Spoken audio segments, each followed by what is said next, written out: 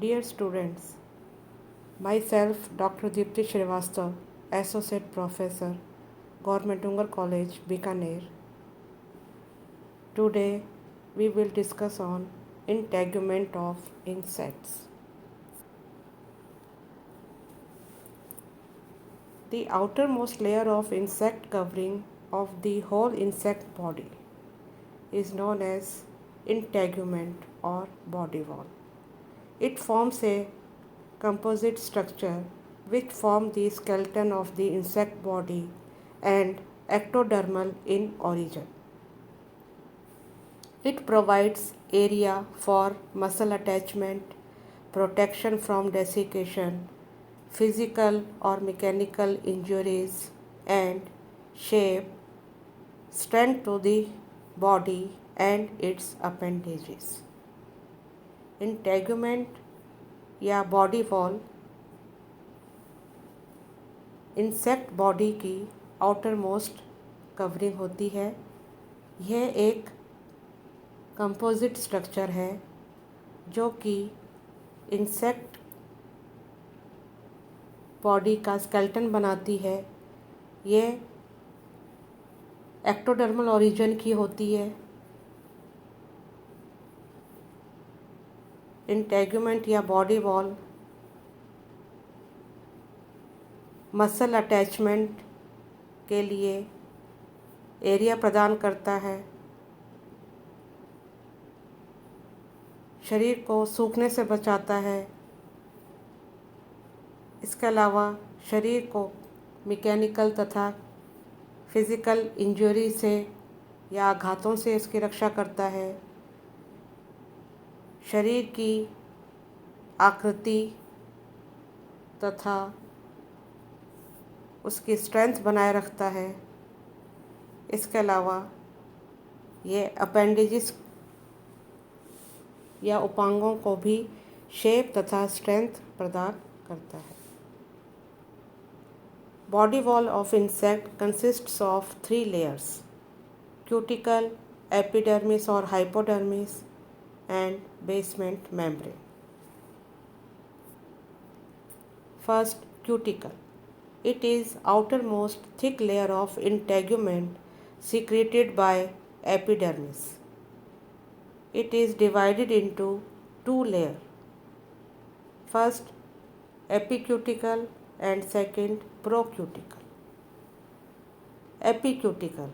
It is a thin outermost layer varying in thickness from 1 to 4 mu. Chitin is absent in epicuticle. Epicuticle consists of the following 4 layers. First, cement layer. It is secreted by dermal glands and is composed of lipoprotein. It protects the body from external damage. It is give the size and shape of insect body. Second, wax layer. It is prominent layer, 0.25 mu in thickness, consisting of long chain hydrocarbons, esters of fatty acids and alcohols. It is waterproof layer, preventing water loss from the body. Third, polyphenol layer. It is a non-static layer containing various types of phenols which are mainly used in the formation of the proteins. It is resistant to acids and organic solvents.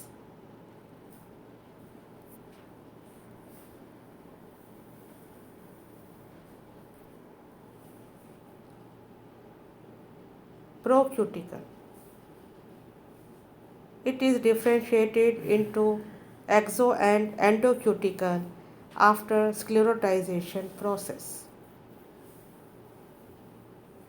First, exocuticle.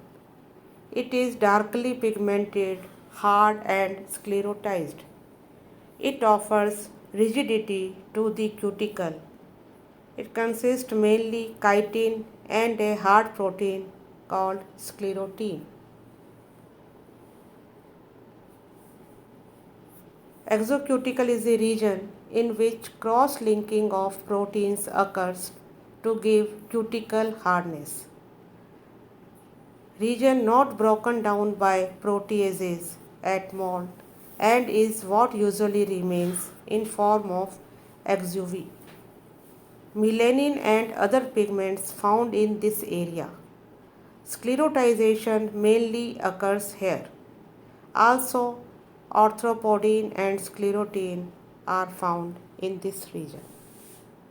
Exocuticle darkly pigmented hard और स्क्लेरोटाइज्ड layer है। यह cuticle को rigidity प्रदान करती है। ये मुख्यतः chitin और स्क्लेरोटिन की बनी होती है। यहाँ पर प्रोटीन्स के बीच में क्रॉस लिंकिंग के कारण यह लेयर क्यूटिकल को हार्डनेस प्रदान करती है। यहाँ पर मॉल्ट के समय प्रोटीएज एंजाइम्स इस रीजन को तोड़ नहीं पाते। इसके कारण यह निर्मोचन या मॉल्टिंग के समय लेयर के रूप में या एक्जुवी के रूप में रहती है। इस एरिया में मिलेनिन तथा दूसरे पिगमेंट्स पाए जाते हैं। इस एरिया में स्क्लेरोटाइजेशन मुख्यतः स्क्लेरोटाइजेशन इसी एरिया में होता है। इस एरिया में आर्थ्रोपोडीन और स्क्लेरोटिन पाए जाते हैं। Second, endocuticle. It is soft, light-colored and unsclerotized. It contains more chitin but lacks hard protein sclerotin. Endocuticle soft और light-colored unsclerotized लेयर है। इसमें काइटिन की अधिक मात्रा पाई जाती है, लेकिन यहाँ पर स्क्लेरोटिन नहीं होता। यह वो रीजन है जो कि हाइपोडर्मल स्केल्स के ठीक ऊपर होता है। It continually being synthesized and often is laid down in layers, thus can often be used to age grade some insects. यह लगातार सिंथेसाइज्ड या संश्लेषित होती रहती है और समय समय पर ये शरीर से अलग होती रहती है। इस तरह से इसका यूज़ कुछ इंसेक्ट्स में एज देखने के लिए भी किया जा सकता है। Contains most of the chitin which is broken down at the moult by chitinase.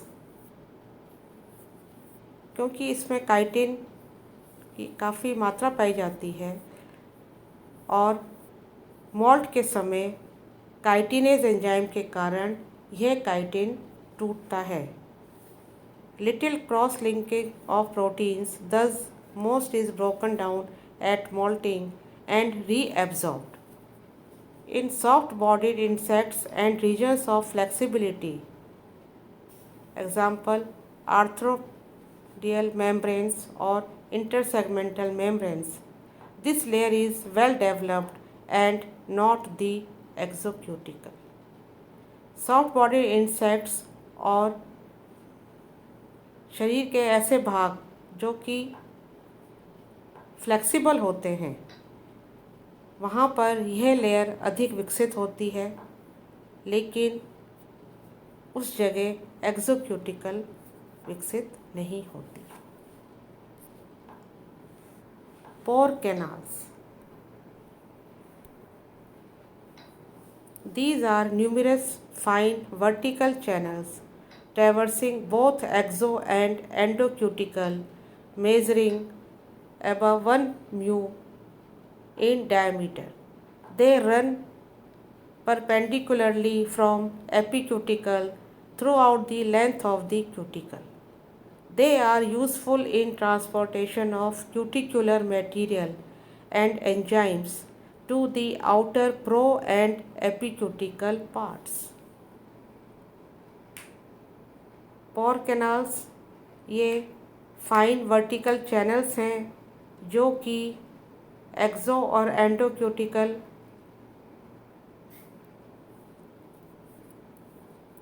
से ट्रैवर्स होती हैं, से गुजरती हैं। ये एपिक्यूटिकल के परपेंडिकुलर होती हैं और इनके कारण क्यूटिकुलर मटेरियल और एंजाइम्स प्रो और एपिक्यूटिकल पार्ट्स तक पहुंचता है।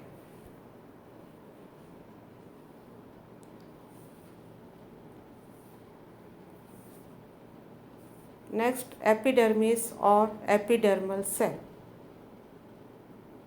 It is an unicellular layer formed from polygonal cells which modifies into cuboidal or columnar during the process of molting. These cells consist of well-developed nucleus and other cytoplasmic contents.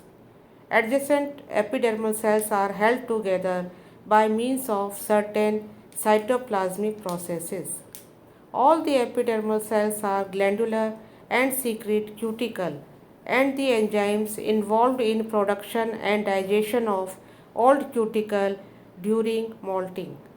The epidermal cells get differentiated into following types based on the function they perform and may modify into: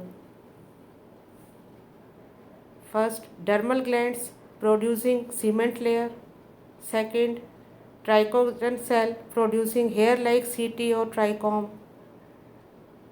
Next, molting glands secreting molting fluid which digests the old cuticle, and peristigmatic glands around the spiracles in case of dipteran larvae. Epidermis या hypodermis ये unicellular layer है जो कि polygonal sales की बनी होती है। ये मोल्टिंग के प्रोसेस के दौरान क्यूबॉइडल और कॉलमनर सेल्स में परिवर्तित हो जाती हैं।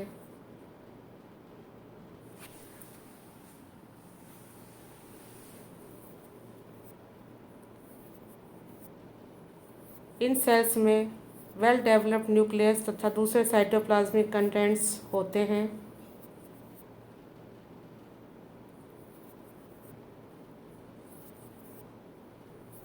सभी एपिडर्मल सेल्स ग्लैंडुलर होती हैं।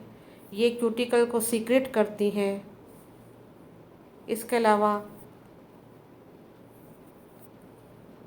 ये कुछ एंजाइम सीक्रेट करती हैं जो कि मोल्टिंग के दौरान ओल्ड क्यूटिकल को डाइजेस्ट करने का काम करते हैं। एपिडर्मल सेल्स कई ग्लैंड्स के रूप में मॉडिफाई हो जाती हैं। ये ग्लैंड्स डिफरेंट फंक्शन परफॉर्म करती हैं। डर्मल ग्लैंड्स जो कि सीमेंट लेयर प्रोड्यूस करती है। ट्राइकोजन सेल्स जो कि हेयर लाइक सीटी या ट्राइकोम बनाती हैं। मोल्टिंग ग्लैंड्स जो कि मोल्टिंग फ्लूइड सीक्रेट करती हैं। ये मोल्टिंग फ्लूइड ओल्ड क्यूटिकल को डाइजेस्ट करने का काम करता है। पेरिस्टिग्मेटिक ग्लैंड्स जो कि डिप्टेरन लार्वी के स्पाइरेकल्स के को घेरे हुए उपस्थित होती हैं। Third, basement membrane. It is the basal part of the body wall formed from degenerated epidermal cells and appear as non-living amorphous, that is shapeless, glandular layer of integument.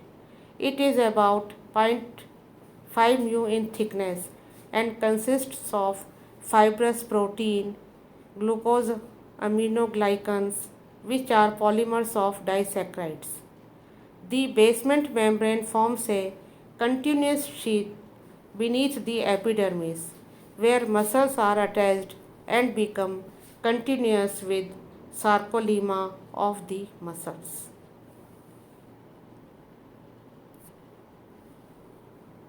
This is the section of typical insect cuticle.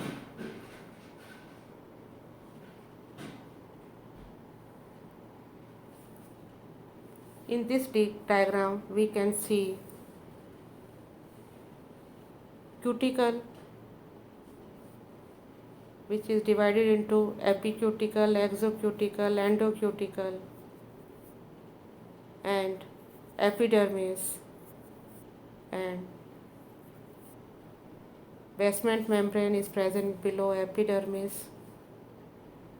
In epidermis, we can see trichogen cell, epidermal cells, dermal glands,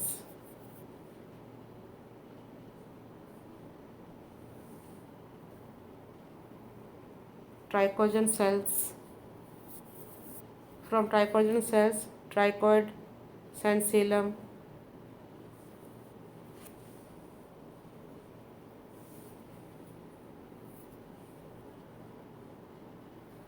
and in epicutical layer, cement layer, wax layer, polyphenol, cuticulum layer are seen.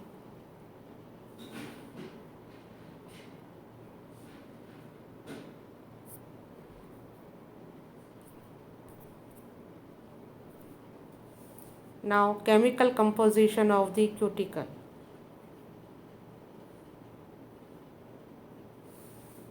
Lipids. Lipids forms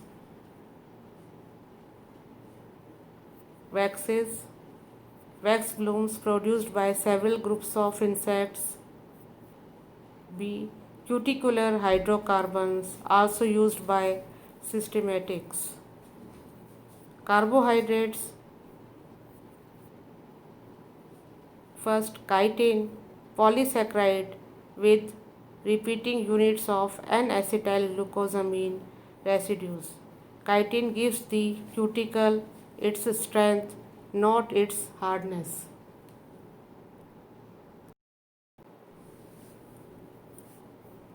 Proteins. First, arthropodine, untanned protein that during sclerotization is cross-linked, thus tanning, to produce sclerotine and give the cuticle its hardness. Second, sclerotine, tanned protein that gives cuticle hardness. This is brought about by a process called sclerotization and involves eclosan hormone and bursicon, another hormone. And third, chitinase, enzyme involved in digestion of chitin at the molt. It is released and produced by the epidermal cells. तो cuticle की chemical composition में हम lipid और proteins को देखते हैं. Lipid wax layer तथा cuticular hydrocarbon बनाते हैं. कार्बोहाइड्रेट्स में काइटिन आता है जो कि पॉलीसैकेराइड है. ये N-acetylglucosamine की कई यूनिट से मिलकर बनता है. काइटिन क्यूटिकल को स्ट्रेंथ देते हैं.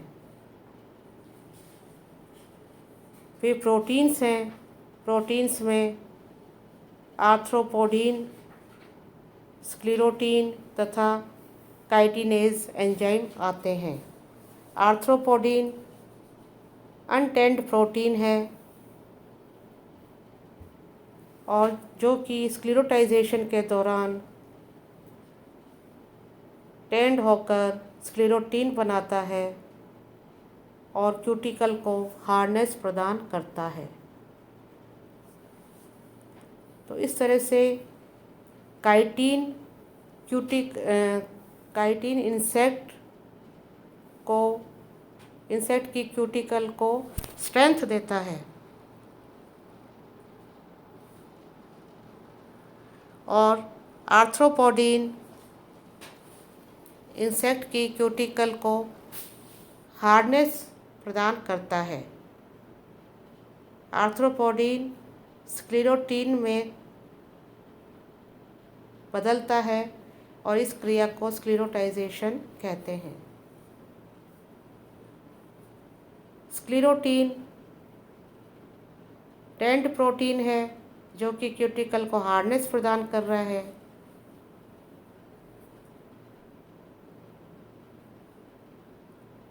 इसके अलावा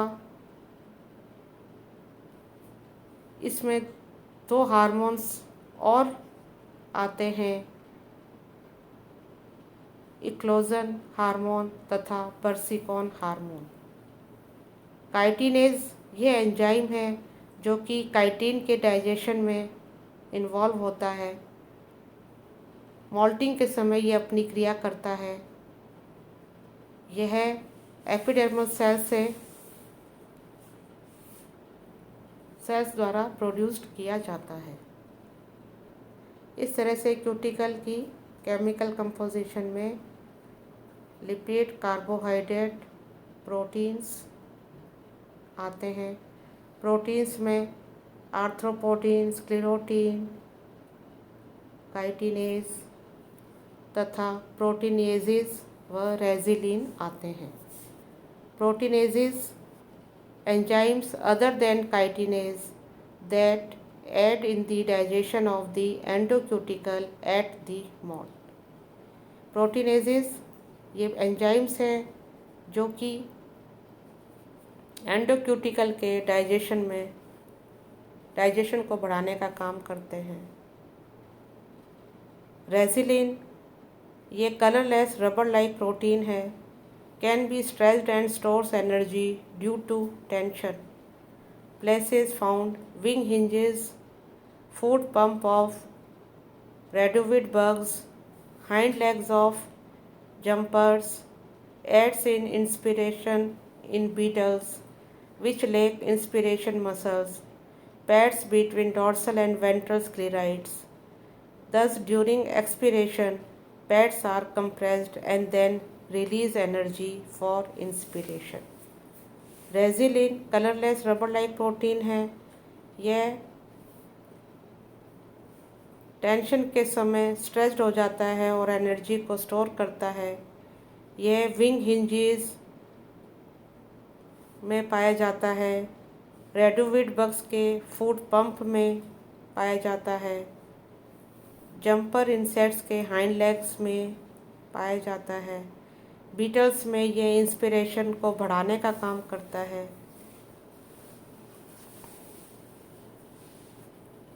इसके अलावा डॉर्सल तथा वेंट्रल स्क्लेराइड्स के पैड्स के मध्य ये पाया जाता है। इसके कारण से एक्सपिरेशन के समय पैड्स कंप्रेस्ड हो जाते हैं और एनर्जी इंस्पिरेशन के लिए एनर्जी रिलीज करते हैं।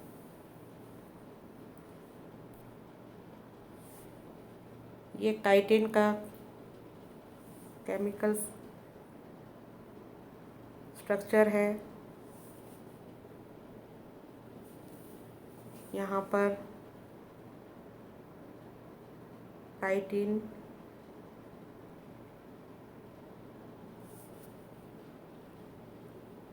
Link and beta glucosidic linkage द्वारा जुड़े हुए हैं काइटिन के मॉलिक्यूल्स। तो chitin is a polymer of a glucose like sugar.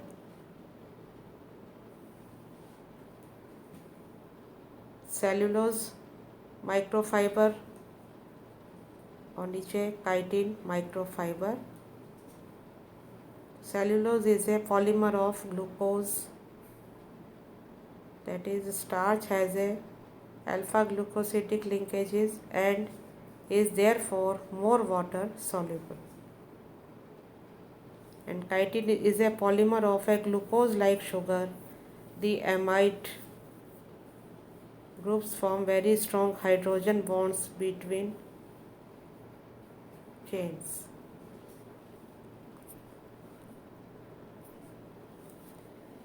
Chitin is a modified polysaccharide that contains nitrogen. It is synthesized from units of N-acetyl D-glucosamine. These units form covalent linkages. Therefore, chitin may be described as cellulose with one hydroxyl group on each monomer replaced with an acetylamine group.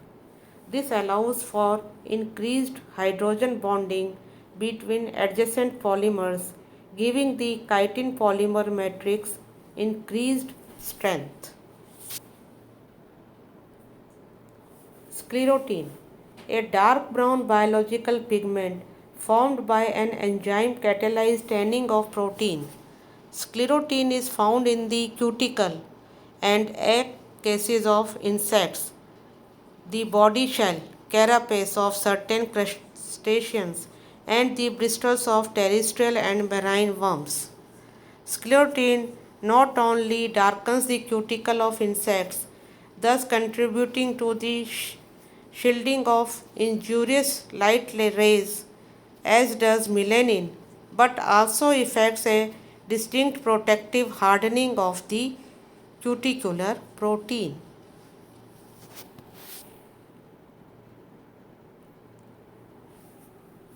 तो आज हमने insects के integument के बारे में पढ़ा। उसमें integument में कौन कौन सी लेयर्स होती हैं और उसका क्या केमिकल कंपोजिशन है, इसके बारे में हमने पढ़ा। Thank you.